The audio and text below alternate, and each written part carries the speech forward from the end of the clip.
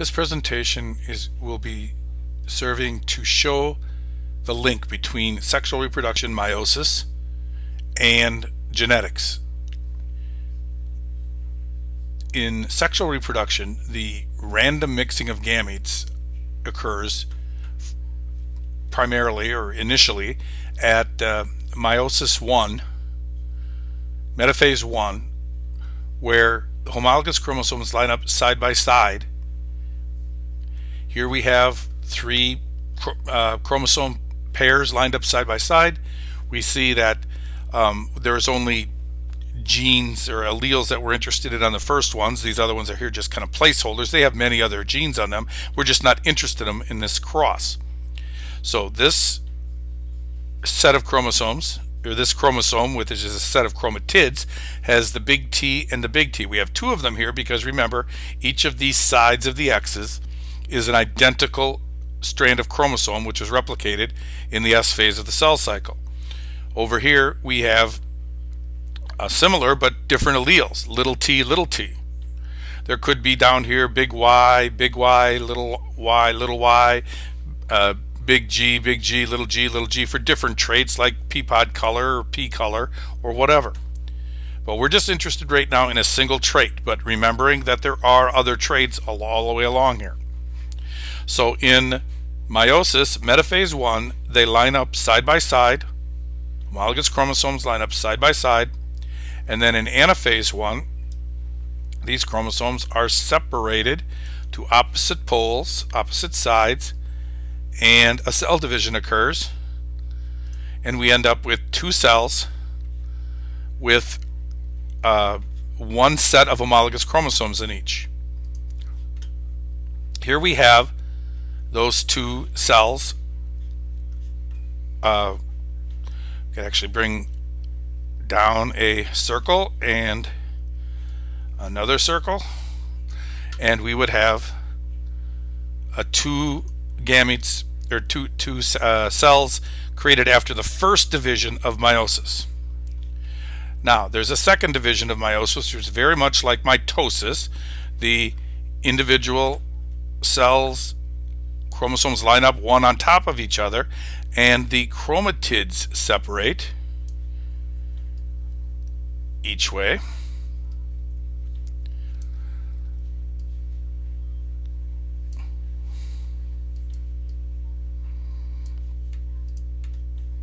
Well, let's try it this way. The chromatids separate. So there's two big T's there. Here's one that doesn't have anything we're interested in, but it also separates. They would all separate. In humans, there'd be 23 different pairs separating.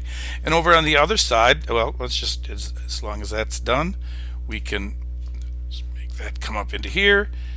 And we see that we have now two gametes.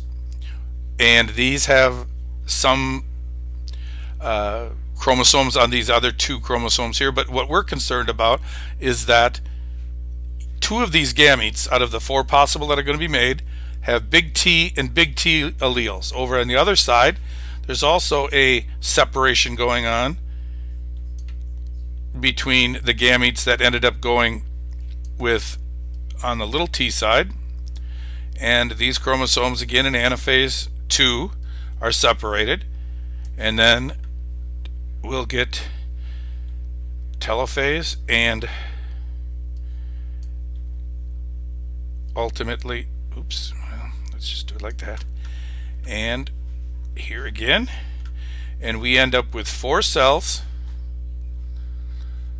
two of which have the dominant big T gene and two of which have the recessive little t gene, and that allows us to understand how we're going to set the table now for doing mono and dihybrid crosses when these alleles are separated in meiosis, in metaphase 1 and anaphase 1 to opposite sides, which are then going to be the only possible gametes that this side could make are big T's, and the only possible gametes are the little t's on the other. Here we see the results of our meiosis, our two divisions of meiosis, and the separation of homologous chromosomes, creating four different gametes. These two gametes are identical, and these two gametes are identical. Now, to simplify things and get us so that we can see how these gametes can be plugged into a Punnett square, which is a device that allows us to take a look at the possible crosses. This gamete could cross with this one. This gamete could also cross with this one. What are the possible combinations? This one could cross with this one, and this one could cross with that one. So there's potentially 4 different crosses. Now we acknowledge here that these two are the same and these two are the same, so the actual different outcomes are limited in this case, but we have to consider them all. So in order to do that, we're going to get rid of some of the extra things here. We're going to eliminate the look of the cell. We're going to take away the chromosomes that have a lot of alleles on them, some which we can see, some we can't see. But for the purpose of this cross, when we're only interested in the height of the pea plant, we don't really care what the alleles are on these. They could be for pod color, flower color, and things we can't see that are internal to the plant. But here we have then the possible gametes created by each parent.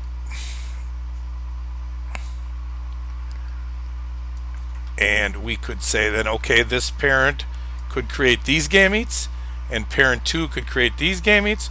So what's going to be the possible cross of these two gamete producing parents?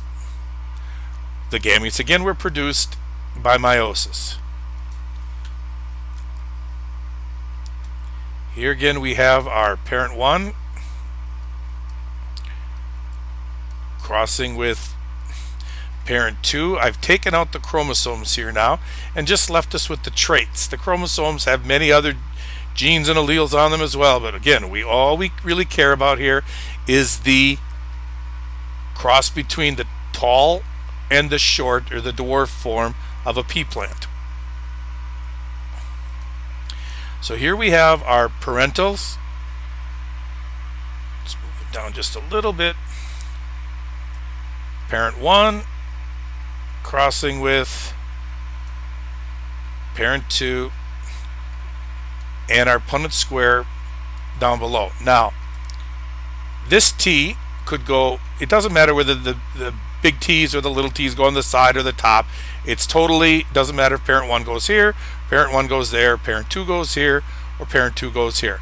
So to do this cross, we're going to put one of these alleles on each spot here. So we're going to say that, okay, this T is going to go on this side of the box, and this T, the other possibility, is going to go here.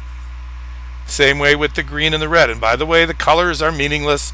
They're just there to show you a little bit of difference, to accentuate the fact that we have big and little T's. So now, to finish this, I would simply put a big T, a big red T in every box to the right of this T, because it could produce gametes that go here and gametes that could go here. Likewise, to the right of this red T goes a capital dominant T. Every box below the green, little t's get a little t. And likewise, it goes from there and goes here.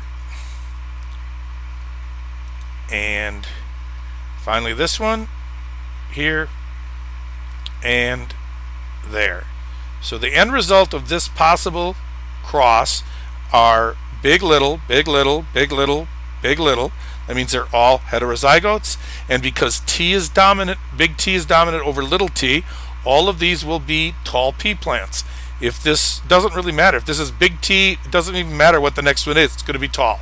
The only way you could possibly get a short one is if you had two small t's in one of these boxes, representing the dwarf phase of, or the short phase for pea plants.